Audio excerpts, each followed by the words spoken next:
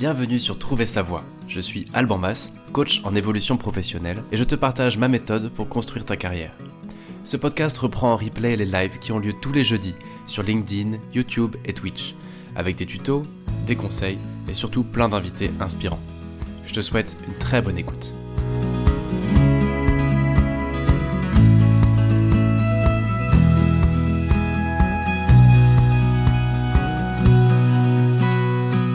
Bienvenue, bonjour à tous, bonjour à toutes.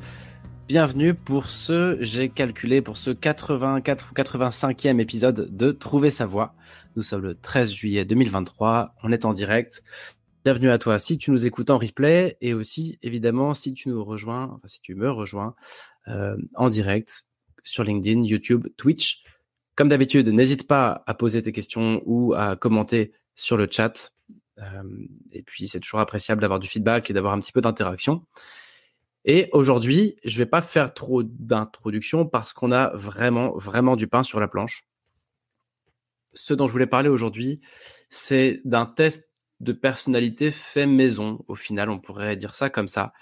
Un truc qui a l'air d'avoir pas mal de résultats avec mes clients et que je voulais te partager un peu au plus grand nombre entre guillemets. C'est quelque chose que j'ai constitué basé sur plusieurs sources, sur la méthode de Nicholas Lore. C'est un Américain qui avait introduit le concept de tribal versus maestro. J'avais fait un épisode là-dessus déjà il y a quasiment un an, je crois. Et aussi basé sur mon expérimentation et mes observations de terrain avec mes clients et aussi dans ma propre vie. Et donc, de fil en aiguille, je me suis rendu compte que cette approche-là que Nicholas Lore avait développée, lui, il avait créé un peu des groupes de personnes, deux grands groupes, et bien qu'on pouvait aller un petit peu plus loin. Et surtout, je me suis aperçu au fil des mois, ces derniers mois, que c'était assez parlant pour mes clients et qu'en général, ça les aidait beaucoup à appréhender leur carrière différemment. Et c'est arrivé assez souvent qu'on me dise, en fait, ce truc-là, cette façon de voir les choses, eh bien, elle est un peu nouvelle pour moi et elle est vachement aidante dans ma façon de construire ma carrière, d'envisager mon évolution pro et de me développer. Je me suis dit que j'allais en faire un épisode et vu qu'il y a beaucoup de choses à dire, ça va prendre du temps, eh bien, on va le faire en 2 fois et aujourd'hui, on va faire une première partie. La semaine prochaine, je ferai donc la deuxième partie. Aujourd'hui, on va parler au fond d'une différence entre être généraliste, être expert ou experte, ou alors, au milieu, entre guillemets, être hybride. Et ça va avoir des implications énormes, je pense, dans ta gestion de carrière, dans la façon de chercher un boulot et dans la façon de construire ta carrière. Et donc, pour faire ça, je vais te proposer 10 questions. Et en fonction de ces réponses, eh bien, tu pourras osciller d'un côté ou de l'autre. Mais j'en dis pas plus pour l'instant. J'ai pas envie de trop biaiser les résultats. Et donc, je préfère expliquer après à quoi servaient toutes ces questions. Un seul point ici, un peu d'intro. Enfin, j'en aurai 2 au final sur ce test. Le premier, c'est que il permet d'aller un petit peu plus loin que l'introversion et l'extraversion, qui sont des concepts bien connus. On en a déjà parlé aussi souvent ici au micro. Et parfois, on est introverti, mais pas timide. Parfois, on est extraverti, mais timide. Parfois, on se dit, mais je suis un peu des deux, ni introverti, ni extraverti. Ce qu'on va faire là aujourd'hui, ça va te permettre de donner une nouvelle dimension à ce questionnement et d'aller bien au-delà de ce concept d'introversion ou d'extraversion. Deuxième chose, avant de se lancer vraiment, c'est que dans les questions que je vais te poser, il est probable que sur la plupart d'entre elles, tu ne saches pas trop quoi répondre. Il y aura toujours 2 options. Il y aura A ou B. Et il est probable que tu oscilles un petit peu entre A et B et que tu dises, c'est difficile pour moi de répondre. Et donc, ce que je t'invite à faire, déjà, c'est d'écrire les questions, parce qu'à mesure que le live va avancer, eh bien, les questions, je vais pas revenir dessus.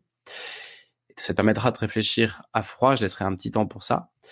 Et ce que je t'invite à faire, c'est quand tu hésites entre 2 paramètres, pose-toi simplement la question, si je devais choisir A pour le restant de mes jours, si je devais choisir B pour le restant de mes jours, quelle option serait la meilleure ou la moins mauvaise?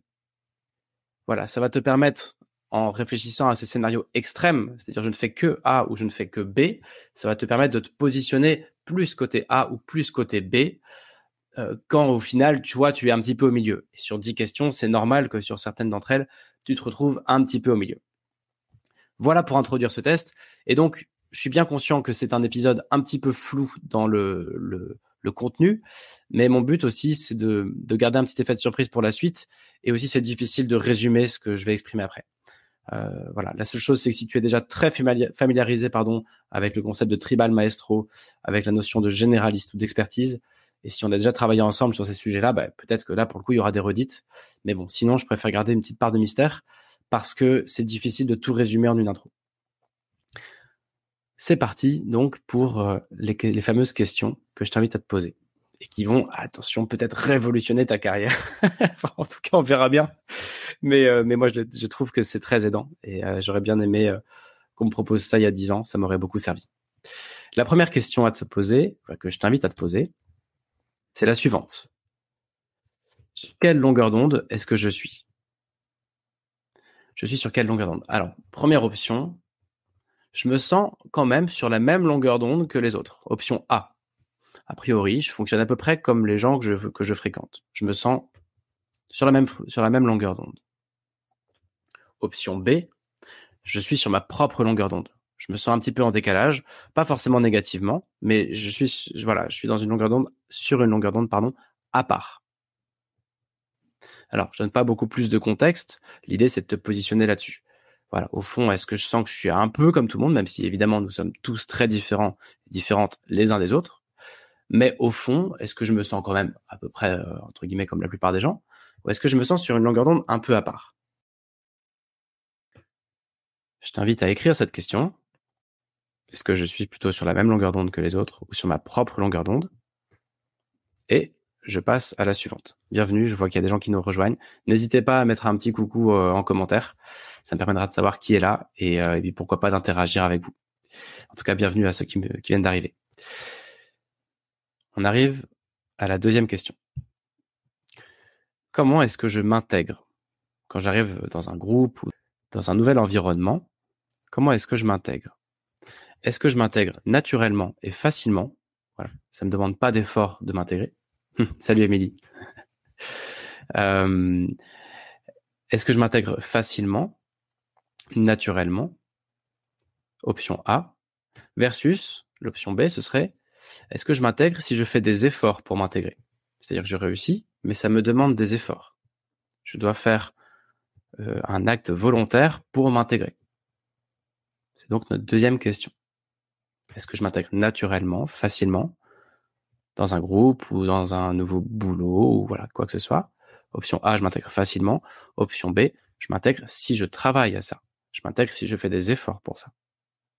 Je te laisse écrire cette question et te positionner, soit A, si tu t'intègres facilement, soit B, si tu dois faire des efforts pour ça. Troisième question. Alors, comment sont mes goûts ? J'ai pas écrit quels sont mes goûts, mais plutôt comment sont mes goûts. Je vais développer un petit peu. La question, c'est de savoir comment ça t'intéresse ou pas. Je m'explique. Est-ce que tes goûts en matière de musique, de séries, de films, la façon dont tu t'habilles, est-ce qu'au fond, c'est à peu près la même chose que ta génération, que tes amis, que les gens que tu côtoies ? Est-ce que tu as à peu près les mêmes goûts que ces gens-là ? C'est-à-dire qu'a priori, les séries que tu aimes bien, les autres les aiment bien aussi. La musique qui plaît bien en ce moment, elle te plaît aussi. Et ton style vestimentaire, par exemple, eh bien, il est normal, entre guillemets. Il est à peu près le même que celui des gens que tu fréquentes. Ça, c'est l'option A. Versus option B, eh bien non, j'ai des goûts réellement atypiques. Je m'habille d'une façon personnelle, que ce soit stylé ou pas, c'est pas le sujet. C'est que voilà, j'ai un style vraiment personnel, parfois volontaire, parfois un peu subi. Ou alors, ça va être dans mes goûts musicaux, enfin dans tes goûts musicaux, pardon. Voilà, non, j'ai des goûts vraiment atypiques. Ce que j'écoute, tout le monde ne l'écouterait pas. Ou dans les films, ou dans les séries. Voilà, ce que je vais avoir tendance à regarder, tout le monde ne regarde pas ça. C'est des choses assez pointues ou assez étranges, ou en tout cas, je sais que voilà, c'est des choses relativement peu mainstream entre guillemets. Option A ici donc, j'ai au final des goûts assez similaires à ceux de mes amis et de mon environnement social. Option B, j'ai des goûts un peu étranges, ou en tout cas différents de mes amis et mon environnement social. Je t'invite à écrire cette question et à te positionner sur A versus B. Quatrième question, comment est-ce que je m'informe ? Alors, on a tous des lectures, des sites, des comptes Insta qu'on va suivre, des groupes Facebook, des abonnements X et Y. On va regarder plus ou moins de données, de matières sur des choses qui nous intéressent. On est tous intéressés par plein de trucs. La question ici, c'est pas qu'est-ce qui t'intéresse, c'est comment tu t'intéresses aux choses. Option A. Je m'informe sur de nombreux sujets. J'aime bien découvrir plein de sujets. Du coup, j'ai pas forcément le temps d'aller hyper dans le détail, même si je vais aller assez loin sur un sujet. Après, j'attaque sur un autre. Voilà, je vais avoir tendance à être intéressé par plein de choses. Option A. Option B. J'ai assez peu de sujets qui m'intéressent, mais alors sur ces sujets-là, je m'informe de façon extrêmement pointue. Je suis quasiment monosujet, ou en tout cas, les choses qui m'intéressent, ça se compte sur les doigts d'une main. Mais en revanche, là-dedans, je vais toujours plus loin dans l'apprentissage. Je vais voir des choses réellement pointues, des choses qui sont pas accessibles sur la presse classique ou sur les médias classiques. Je vais aller au-delà de la presse généraliste ou des médias généralistes. Donc, option A, pardon. Je m'informe de façon assez spontanée et générale sur plein de choses qui m'intéressent. Ça m'empêche pas d'aller assez loin sur un sujet, mais après, je vais assez loin sur un autre, puis assez loin sur encore un autre. Voilà, j'aime bien couvrir une grande amplitude de sujets. Il y a plein de trucs qui m'intéressent. Option B, il y a peu de choses qui m'intéressent, mais sur ces choses-là, je lis des choses très pointues et j'en sais jamais assez. J'ai toujours envie d'en savoir plus. Et je m'intéresse vraiment très en profondeur, beaucoup plus que la moyenne des gens à ce sujet-là. Donc, je t'invite à écrire cette question-là également et à te positionner sur A ou sur B. Encore une fois, il y a des éléments dans cette liste qui sont pas forcément faciles. Il est probable que ce soit difficile pour toi de te positionner en A ou en B. Et donc, si t'as pas entendu l'intro, par exemple, parce que tu viens d'arriver, et si tu hésites, je te rappelle le petit truc pour se positionner quand on réussit pas à le faire, c'est de se dire, si je devais choisir pour le restant de mes jours, soit de seulement, option A, couvrir plein de sujets intéressants, mais ne jamais aller trop au fond des choses, si j'avais pas le choix, je faisais que ça, versus option B, si je ne pouvais choisir que 3 sujets, et que toute ma vie, je devais aller plus loin sur ces sujets-là. Avec laquelle de ces deux options te sens-tu le plus confortable ou la plus confortable? Question suivante. J'espère que ça va sur le rythme, que c'est pas trop lent ni trop rapide. C'est toujours dur de faire un test au micro comme ça, sans papier, mais en même temps, je voulais essayer. Donc voilà, n'hésitez pas hein, si vous voulez, s'il faut réagir sur le rythme ou la forme de cet épisode, ben voilà, n'hésitez pas à me le dire. La 5e question que je t'invite à te poser, c'est quelles activités me plaisent. Donc, encore une fois, ici, mon sujet, c'est pas de savoir quelles activités précisément te plaisent, mais quel type d'activité. Option A, j'apprécie les activités plutôt en équipe, les sports d'équipe, les projets en équipe, les choses qu'on fait à plusieurs, ou en tout cas qui vont intégrer plusieurs participants. Voilà, tous ces types d'activités qui nécessitent d'être en groupe ou en tout cas d'être plusieurs. Versus option B, ce qui m'intéresse, ce qui me plaît, ce sont des activités solitaires. Alors on pourrait prendre par exemple le tennis. Parfois j'ai des clients qui me disent oui, bah moi je joue au tennis, du coup c'est un peu solitaire, c'est pas un sport d'équipe et en même temps ça se fait à plusieurs. Bon bah oui, c'est sûr que il y en a comme ça, on n'arrive pas trop à dire, mais au fond l'idée c'est si tu devais choisir pour le restant de tes jours de faire des choses, des activités hors boulot avec d'autres et ne faire que ça, option A. Ou si tu devais choisir de ne faire que des activités seules, option B, qu'est-ce qui serait le mieux pour toi ou le moins mal? Je sais pas si c'est très français tout ça. Le moins pire. Bref, quelle serait la meilleure ou la moins mauvaise de ces options-là? Des activités et des loisirs, des hobbies, des sports plutôt en team ou avec d'autres, ou plutôt des activités, des loisirs, des sports solo. Donc, c'était A en équipe, B en solo.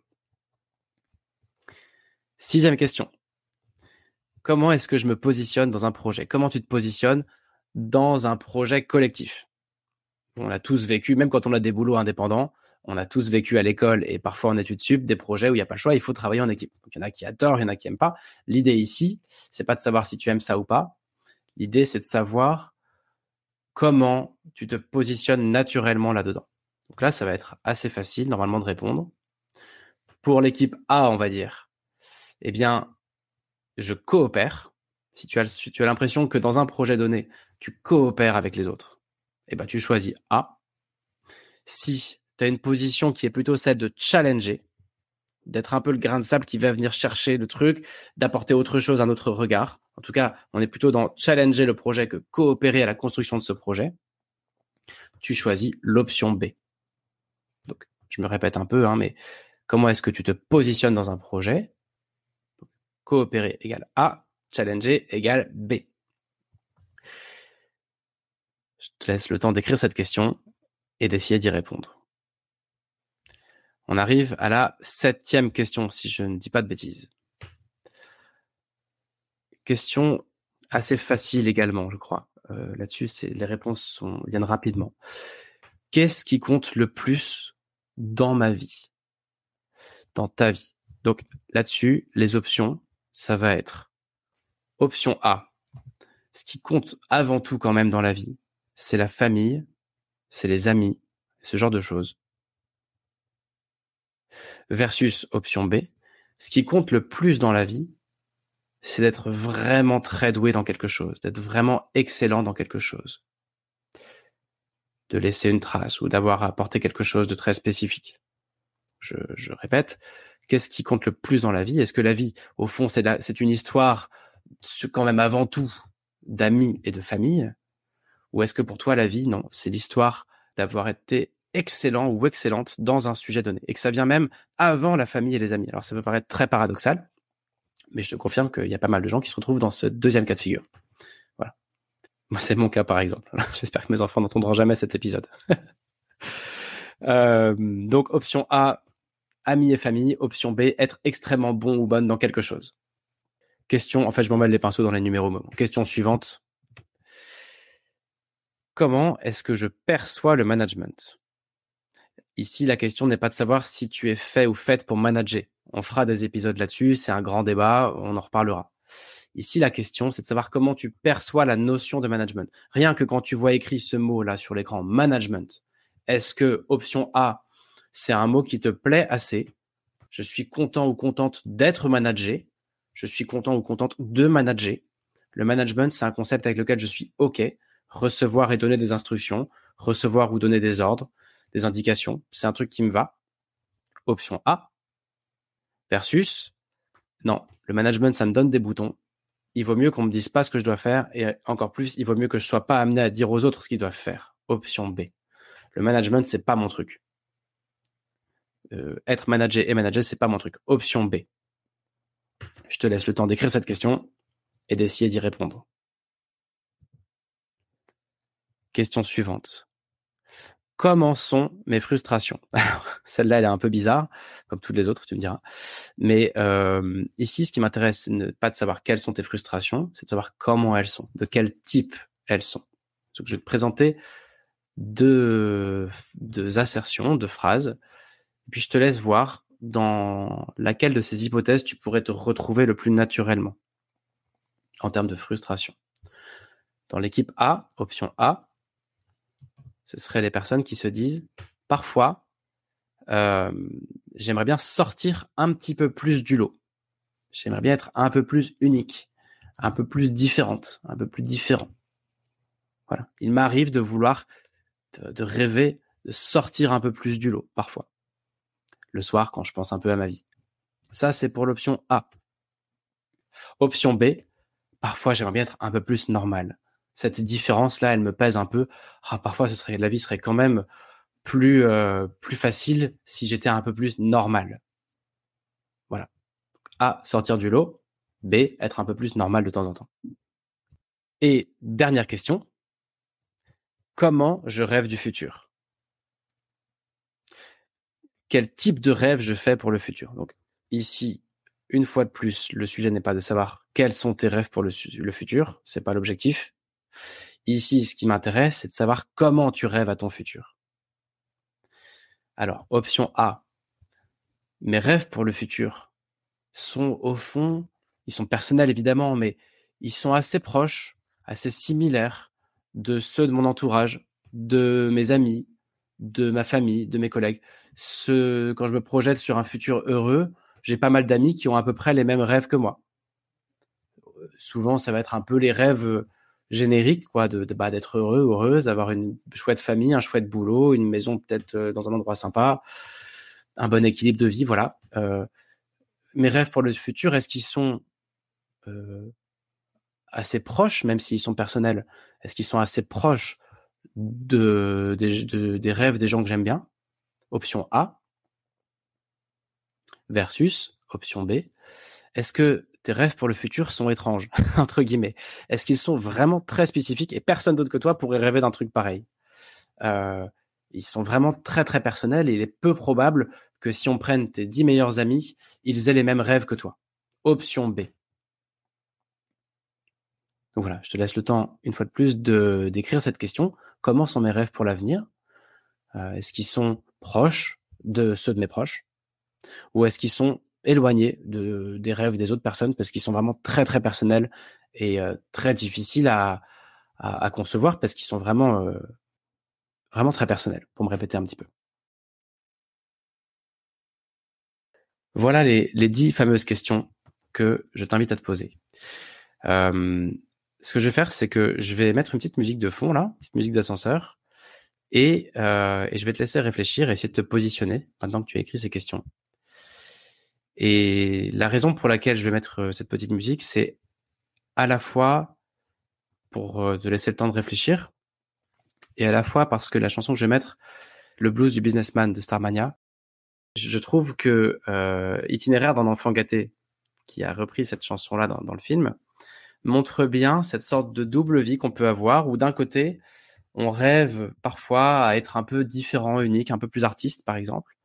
Et parfois aussi, on rêve d'un peu plus de confort, d'être un peu plus dans le monde, un peu plus normal. Je trouve que cette chanson, eh ben, elle reprend bien ce déséquilibre qu'on ressent parfois entre ces deux extrêmes-là, d'être un peu dans le game, dans le monde, ou d'être un peu hors monde, un peu atypique. Et donc, sans plus attendre, eh bien, je mets cette petite musique d'attente.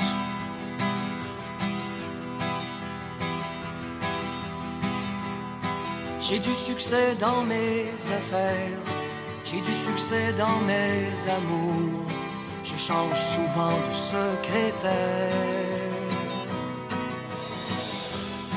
J'ai mon bureau en haut d'une tour, d'où je vois la ville à l'envers, d'où je contrôle mon univers.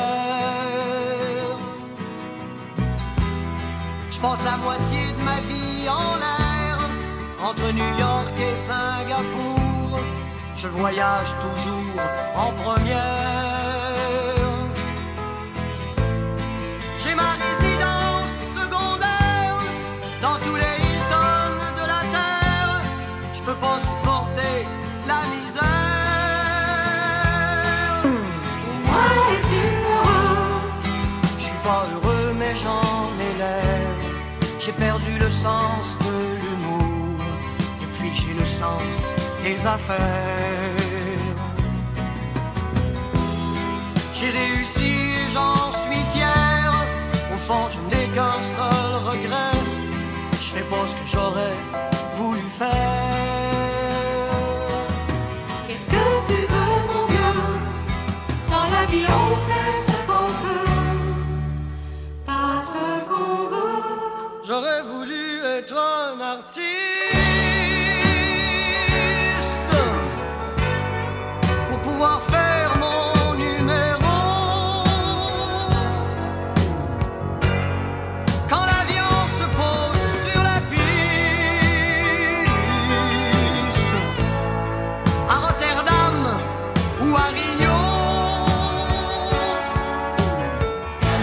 j'aurais voulu être un chanteur pour pouvoir crier qui je suis. J'aurais voulu être un auteur pour pouvoir inventer ma vie, pour pouvoir inventer ma vie. J'aurais voulu être un acteur pour tous les jours changer de peau et pour pouvoir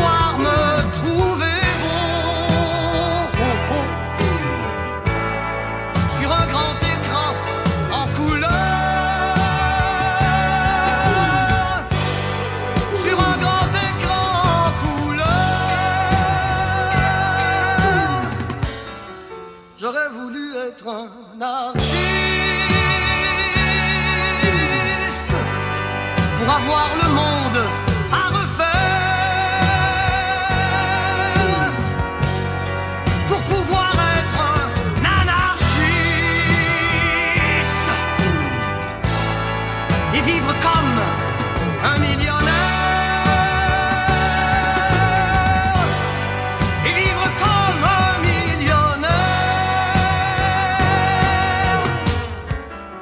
J'aurais voulu être un artiste. Il est temps qu'on parle de ces fameux A et B.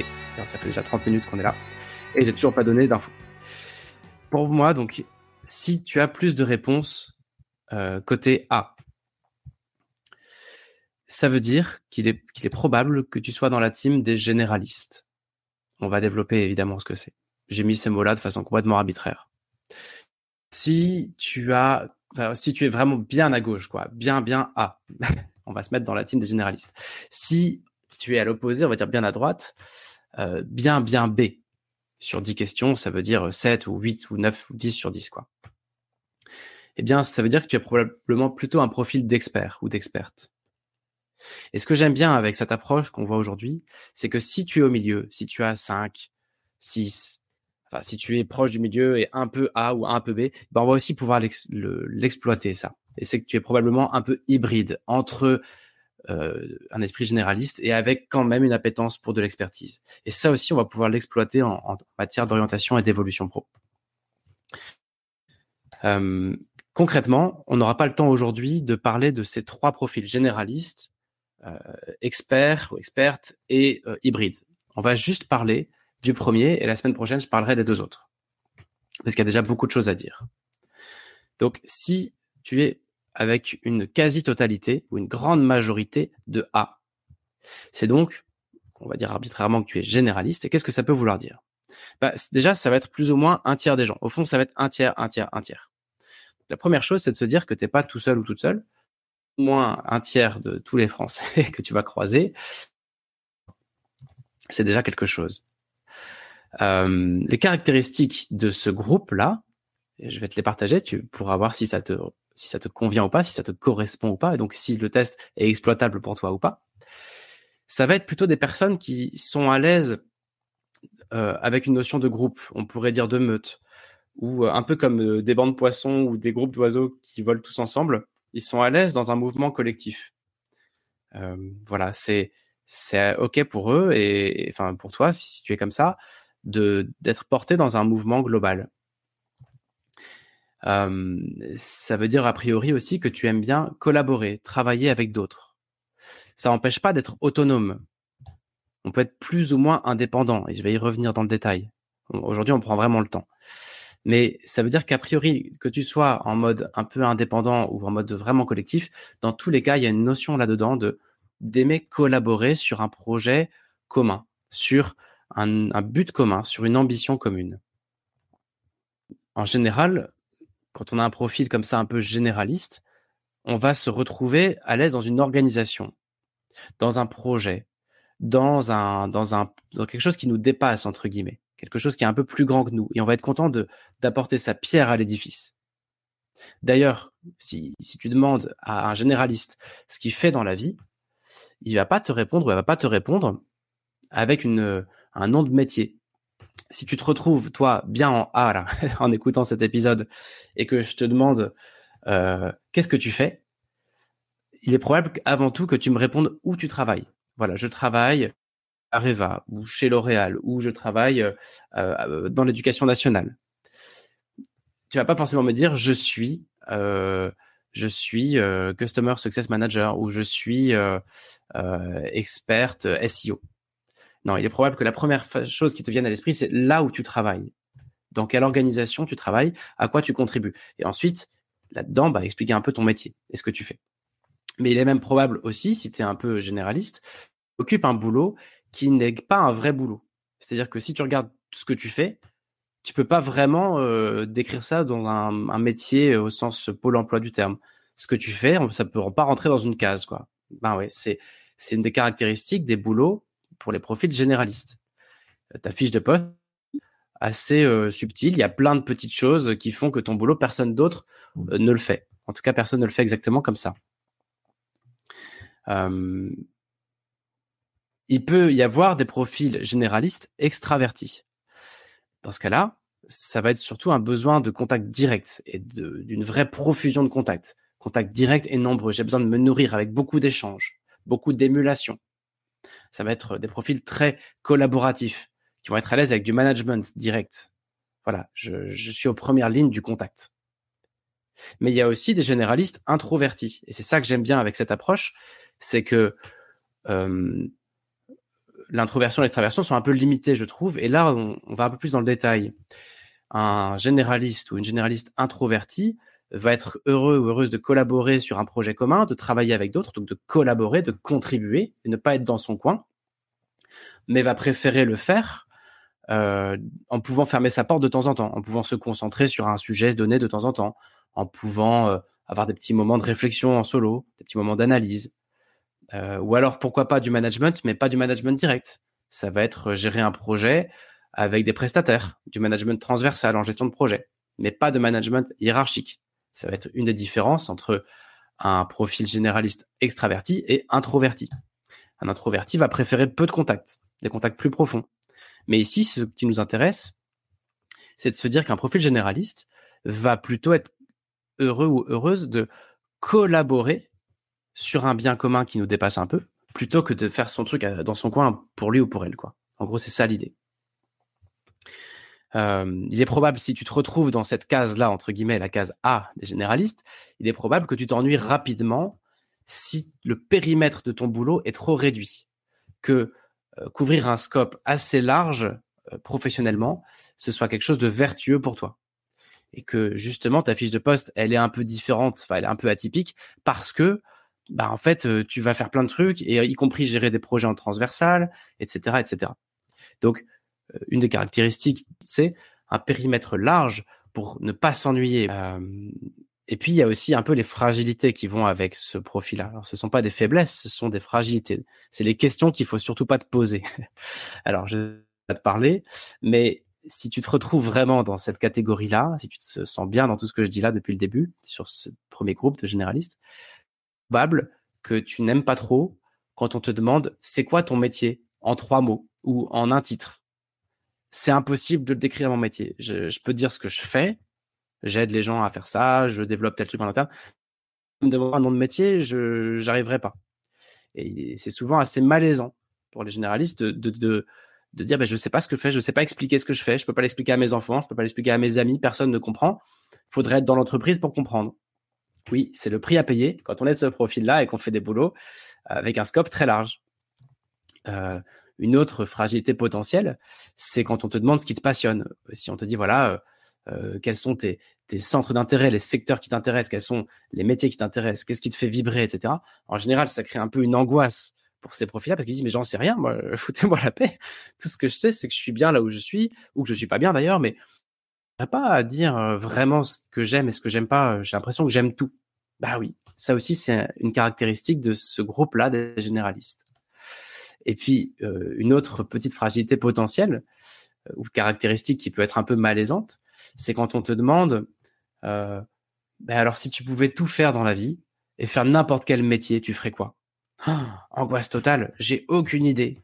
J'ai aucune idée de ce que je pourrais bien faire parce qu'en fait, tout me plaît et j'en sais vraiment rien du tout. Et donc, alors si je pouvais tout faire, non, ce serait une catastrophe, je saurais pas quoi choisir, etc. Bah oui, ça va avec ce profil-là. Et comme on a un malaise par rapport à ces questions-là, questions qu'on nous pose souvent dans la vie, quand on a 18 ans, on nous demande ce qu'on va faire comme études. Quand on a 20 ans, on nous demande ce qu'on va faire comme boulot.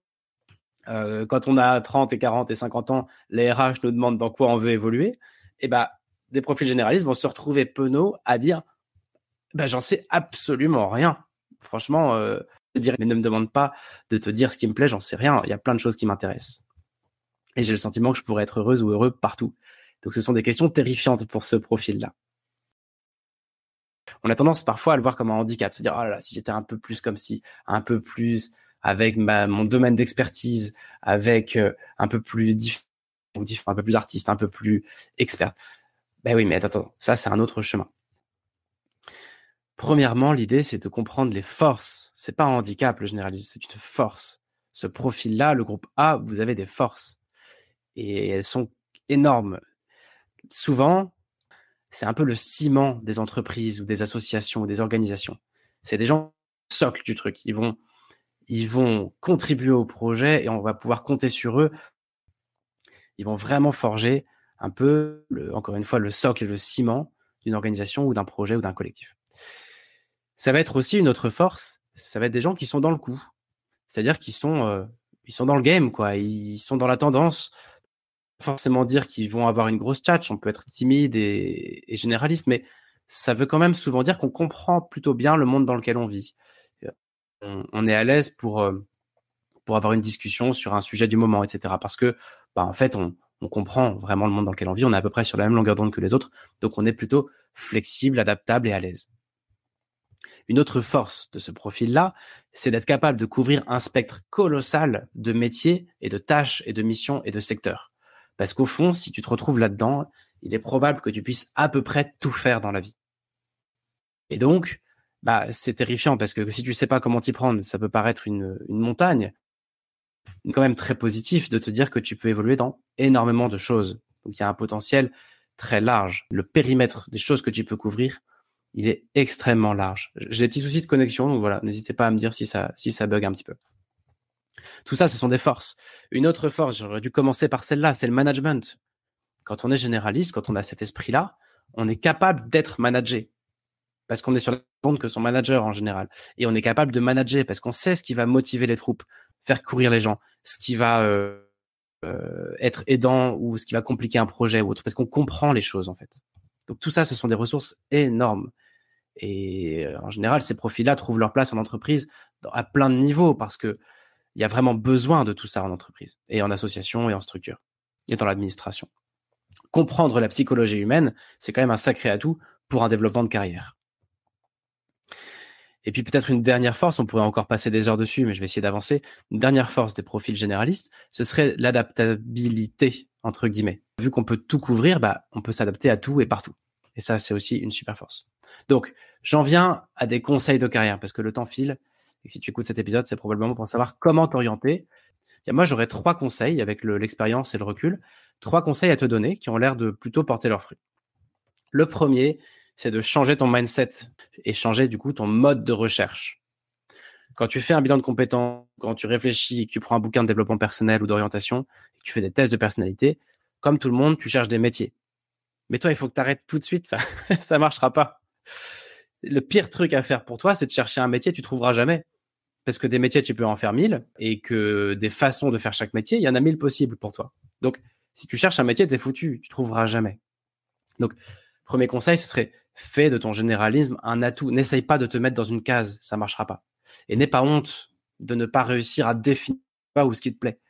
Il n'y a pas de honte à avoir, c'est ton potentiel. Exploite-le, explore-le. Donc, arrête de réfléchir au métier qui te convient. En fait, tu trouveras pas. Tu vas trouver des métiers, mais à chaque fois, il manquera un truc. Tu diras, ça me plairait. Mais si je faisais que ça tout le temps, mais à la longue, ça me saoulerait. Le périmètre est pas assez large. Et tous les métiers vont être comme ça. À peu près tous les métiers, je vais y revenir. Donc déjà, arrêtez de réfléchir métier. Arrêtez aussi de chercher ton truc, ta passion, ton expertise, ton grain de sel et tout. Tu trouveras probablement jamais, et quand bien même tu trouverais, ce serait pas vraiment toi, parce que justement ta force, c'est de pas avoir d'expertise. Donc ça veut vraiment dire d'aller à l'encontre de ton potentiel. C'est un peu dommage.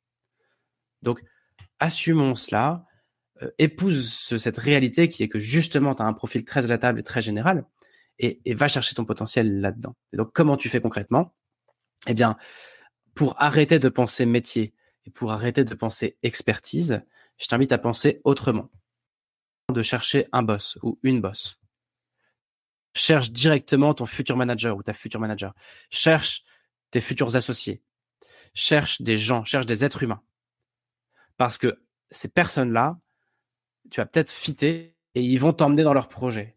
Et tu vas peut-être te retrouver à faire un truc que tu n'aurais jamais imaginé, mais ça va te passionner parce que c'est le bon projet avec la bonne personne, avec la bonne REM, et c'est parti. Et puis c'est tout, et c'est génial. Donc, on oublie la recherche de métier et on commence la recherche de personnes, d'êtres humains, de gens avec qui tu veux bosser, de gens pour qui tu veux bosser. J'avais d'ailleurs fait tout un épisode là-dessus sur Find a boss, not a job. Mais c'est surtout vrai pour les généralistes. Une façon, c'est de chercher directement un secteur d'activité qui t'intéresse. Tu peux dire, là, je sais pas si je vais être financier, commercial, en production, bref, je sais pas trop quel métier j'ai envie de faire. Ok, oublions le métier. Cherche des secteurs qui t'intéressent. Les dispositifs médicaux, ça t'intéresse ? Va regarder. Le maintien à domicile, ça t'intéresse? Va regarder les boîtes. Tu verras après comment tu t'intègres là-dedans. Tu peux chercher, non pas un métier, mais un secteur qui t'intéresse. Autre option, cherche directement un projet auquel tu peux te greffer. Ouvre tes antennes, regarde des projets qui t'intéressent, mais rejoins-les. Pousse la porte, va dans le projet. De toute façon, tu peux faire n'importe quoi. Donc, tu trouveras bien ta place dans ce projet-là, d'une manière ou d'une autre. Et ça pourra peut-être être en management, en vente, en marketing, en finance, en ce que tu veux. Le sujet ne sera pas là. Le sujet, c'est de rejoindre un projet qui te fait kiffer. Une autre façon de fonctionner, c'est de rechercher, pourquoi pas, une entreprise best place to work. Si tu dis, moi, déjà, il n'y a pas de métier qui va fitter. Il n'y a pas de secteur qui m'intéresse spécifiquement. J'ai pas identifié de projet qui m'attire plus que d'autres. Au fond, ce dont j'ai besoin, c'est surtout d'un bon lifestyle pour gérer ma vie perso, familiale, etc. Gérer ma vie à côté de mon boulot. Ok, dans ce cas-là, fais ton filtre sur des best place to work, des super boîtes qui sont connues pour prendre soin de leurs salariés. À la limite, tu trouveras bien là-dedans des choses qui t'intéresseront et tu grandiras à l'intérieur. Et puis peut-être une dernière façon de chercher, quand on oublie la notion de métier, mais qu'on réfléchit en mode, dans un autre mode, on va dire, ça peut être de chercher un combat que tu veux mener. Tu peux relire ton histoire et tu peux te dire, voilà, qu'est-ce qui compte pour moi dans la vie? Quels sont les sujets de société qui me font souffrir ou qui me gênent ou sur lesquels je pense qu'il y a un combat à mener? Et regarde les projets qui gravitent, les organisations qui gravitent autour de ces combats-là. Ça peut être des entreprises, des startups, des administrations, des ONG, des projets naissants, des boîtes qui se créent. Si tu as vécu un truc perso fort, probable que le sujet te touche. Va regarder ce qui se passe dans ce secteur. Et après, tu trouveras un moyen de rejoindre d'une manière ou d'une autre, par un métier ou un autre, une trajectoire là-dedans. Et tu bosseras dans un truc qui te plaît. Donc voilà, c'était mon premier conseil pour les généralistes. Arrêtez de chercher un métier. Arrêtez de chercher votre expertise. Cherchez ailleurs, cherchez autre chose, cherchez autrement. Conseil numéro 2. Puisque les généralistes ne se définissent pas par ce qu'ils font, mais par avec qui ils travaillent et ce sur quoi ils travaillent, sur quel sujet, sur quel projet, dans quelle boîte, dans quelle organisation, du coup, c'est super important pour toi, si tu te retrouves là-dedans, important d'aller bosser dans la bonne organisation, dans la bonne équipe, sur le bon projet. Ne laisse pas au hasard ce truc-là, c'est trop dommage. Essaie d'identifier, comme je le disais juste avant, des endroits qui vont te toucher. Il y a un enjeu. Et pourquoi il y a un enjeu? C'est parce que comme tu vas être très évolutive ou très évolutif, peu importe ton point de départ, tu peux démarrer comme, peu importe d'ailleurs, n'importe quel boulot, quitte à ce qu'il soit en bas de la pyramide. De toute façon, l'idée, c'est que tu vas te développer dans cette structure en passant du coq à l'âne. C'est ça ta façon de faire. Tu vas démarrer peut-être, je sais pas moi, là, en tant qu'assistant administratif, puis en fait, on va te proposer de basculer aux ressources humaines, et puis après, on va dire, attends, on a besoin de quelqu'un pour aller gérer ça. Et puis on dira, en fait, on a besoin d'un manager ou d'une manager ici. Et puis tu vas grandir à travers cette structure. Donc, choisis une structure où tu vas te sentir bien, où tu vas pouvoir te développer et évoluer. Et je vais aller encore plus dans le détail à l'instant. Et il faut aussi une structure, à mon sens, où tu vas être prise en charge, prise en main par une politique RH efficace. C'est-à-dire que vu que toi, tu vas pas forcément être capable de t'auto-orienter, il faut qu'il y ait un service RH ou des managers qui vont à ta place te proposer des trucs, des opportunités. Et voilà, il y a des boîtes avec des RH efficaces, des boîtes avec des RH inefficaces. Essaie de choisir des boîtes où on va te prendre par la main et où ce sera pas à toi de réfléchir à là où tu vas aller, mais où on va te proposer des trucs. Là, je suis en train de me rendre compte que j'ai une séance dans 10 minutes, donc il va falloir que je la fasse courte. Donc voilà, bien choisir la boîte où tu vas bosser. Et pourquoi cette histoire de RH? C'est parce qu'après quelques mois ou quelques années, tu vas avoir envie d'évoluer, comme tout un chacun. Sauf que toi, quand tu vas avoir envie d'évoluer, tu sauras même pas pourquoi tu veux évoluer. Enfin, a priori, si tu es dans cette équipe-là, tu vas dire parce que tout le monde évolue autour de moi. Donc moi aussi, il faut que j'évolue, je vais pas stagner. Même si au fond, tu aurais bien stagné encore un peu, mais il y a une sorte de pression sociale qui fait que tu auras envie d'évoluer. Et aussi ta curiosité naturelle, tu as envie de découvrir autre chose. Oui, sauf que tu sauras pas vers où aller. Donc c'est là que tu auras besoin d'avoir une politique RH ou managériale efficace pour te prendre par la main. Parce que si on te demande à toi, après 2 ans ou 3 ans ou 4 ans de boulot, qu'est-ce que tu veux faire? Tout ce que tu seras capable de dire probablement, ce sera je veux gagner plus d'argent et avoir plus de responsabilités. Et je pense qu'il est probable que tu ne seras pas capable d'aller beaucoup plus loin dans le raisonnement. Et c'est normal. C'est comme ça que tu fonctionnes probablement. Donc tout ça, t'en fais ce que tu veux. Moi, je t'as juste des choses que j'ai observées, mais c'est pas forcément vrai. C'est juste une approche du sujet. Et donc, comment est-ce que on fait pour bien choisir une boîte comme ça, quand on est plutôt généraliste, une boîte où on va pouvoir grandir, évoluer, être un peu pris par la main aussi. Eh bien, j'ai l'impression que dans les grands groupes et dans les grandes structures, les grandes ONG, les grands groupes, les grandes administrations, il y a des politiques un peu plus importantes de développement des salariés. Donc, je pense que ça peut être une façon intéressante de chercher. Ça peut aussi être des petites structures, mais des structures qui vont très vite, qui se développent. Si tu vas dans une petite boîte qui est en récession, c'est foutu. Tu vas jamais pouvoir évoluer et puis il y aura pas de besoin. Donc ça peut être dans les startups ou dans les petites boîtes de ZTI qui sont dynamiques, qui sont en plein développement et où tu sais que tous les 3 mois, 6 mois, 1 an, 2 ans, 3 ans, il y a quelque chose qui bouge d'un point de vue RH. Il y a des nouveaux postes qui se libèrent, etc. Mon conseil sur le choix des boîtes, ce serait ça. Ce serait d'être dans des boîtes où tu vas être pris par la main et des boîtes où tu sais que l'évolution est importante. Naturellement, ça va s'imposer à toi et on va venir te proposer des opportunités. C'était mon deuxième conseil. Bien choisir la boîte où tu bosses. Ne pas laisser ça au hasard. Mon troisième et dernier conseil, ce serait rends-toi visible. Rends-toi super visible. On a tendance à oublier un truc et je ferai un épisode là-dessus bientôt. C'est que quand on cherche un boulot, on va tous sur des sites, des job boards, et on regarde les boulots disponibles. Et on sait que ça représente plus ou moins 30% du marché de l'emploi. Mais on va pas plus loin que le bout de notre nez. On comprend pas pourquoi ça représente que 30% des offres réelles. Et la raison, elle est tout à fait évidente au fond, mais on n'y pense pas. C'est que dans une équipe donnée, si tu prends un service dans une boîte, il y a peut-être des besoins. Ok, dans ce cas-là, il y a une offre.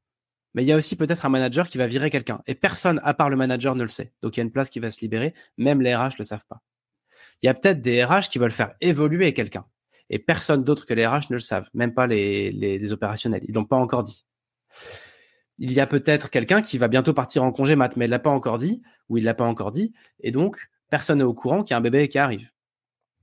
Et donc, il y a plein d'opportunités comme ça. Je pourrais encore en faire des dizaines des exemples où il y a une opportunité latente, mais l'entreprise n'a pas encore conscience de cette opportunité.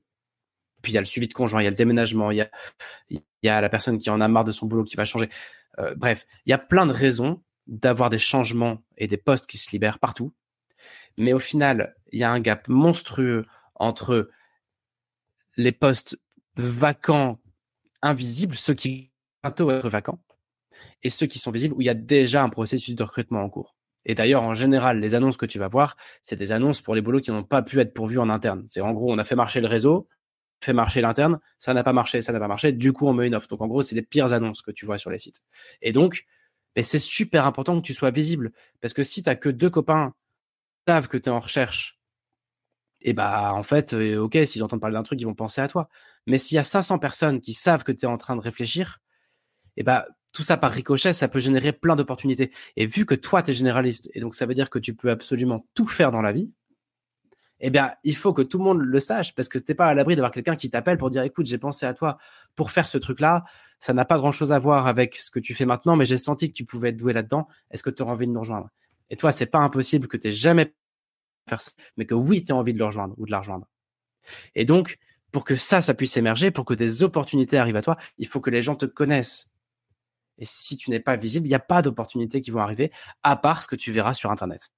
Peut-être un tout dernier conseil, ce serait que si vraiment tu veux chercher un boulot sur Internet, sur les job boards, il y a quand même des boulots assez généralistes, les ventes, le management, la gestion de projet, etc., etc. Et tout ça, ça va être des boulots quand même où on va faire beaucoup de choses et ça va être des boulots avec un scope très général. J'ai pas le temps d'aller plus loin parce que j'ai une séance qui démarre, mais en résumé, ce que je voulais te dire comme petit conseil, si tu te retrouves dans cette catégorie, c'est arrête de complexer. Ce généralisme, c'est ton potentiel. Explore-le, épouse-le, potentialise-le. Deuxième petit conseil, choisis là où tu veux rentrer, quelle que soit la porte d'entrée. Tu t'en fiches du premier boulot que tu vas faire. L'important, c'est que tu es rentré dans un truc cool et après, tu vas te développer dedans. Donc, ne sois pas trop focus sur les métiers. Et puis, troisième petit conseil, c'était rends-toi visible. Puisque tu peux tout faire, il faut que la terre entière sache que tu existes. Et là, des opportunités pourront arriver. Je m'arrête ici pour cette semaine. Désolé pour cette fin un peu brutale. J'avais pas bien prévu mon coup. Rendez-vous la semaine prochaine pour parler des 2 autres profils. Si tu étais B, donc si tu étais plutôt expert ou experte, et si tu étais AB, c'est-à-dire, dans ton truc, là, je me suis retrouvé au milieu. On va pouvoir exploiter ça aussi. Et c'est rendez-vous jeudi prochain pour parler de tout ça. Ciao, merci de votre attention et puis à la semaine prochaine. Bye.